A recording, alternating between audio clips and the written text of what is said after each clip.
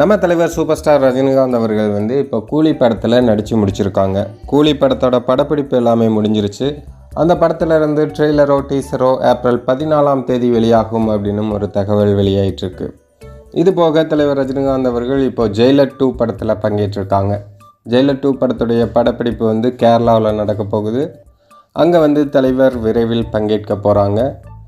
இந்த படப்பிடிப்பு பணிகளுக்காக நெல்சன் திலீப் குமார் வந்து ரொம்பவே ஃபயராக ஒர்க் பண்ணிகிட்ருக்காராம்.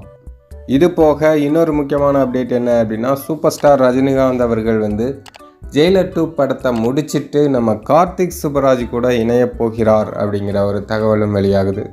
இது வந்து சில காலமாகவே வெளியாகிட்டுருக்கிற தகவல் தான். இப்போது செய்தி பேப்பர்லேயே வெளியாகிருக்கு. ஸோ கார்த்திக் சுப்பராஜ் வந்து தலைவரை பேட்ட படத்துக்கு அப்புறமா மீண்டும் இயக்கப் போகிறார் அப்படிங்கிறது வந்து சூப்பர் ஸ்டாருடைய ரசிகர்கள் எல்லாருக்குமே உற்சாகத்தை கொடுத்துருக்கு.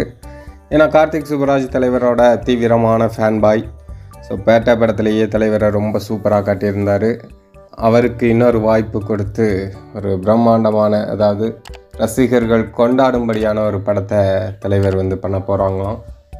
ஆனால் ஜெயிலர் படத்துடைய படப்பிடிப்பு முடிவடைஞ்சு ஒரு 2 மாதம் தலைவர் கம்ப்ளீட்டாக ரெஸ்ட் எடுத்துகிட்டு அதன் பிறகு தான் இந்த படத்தில் ஜாயின் பண்ண போகிறாங்க அப்படிங்கிற தகவலும் வெளியாகிருக்கு.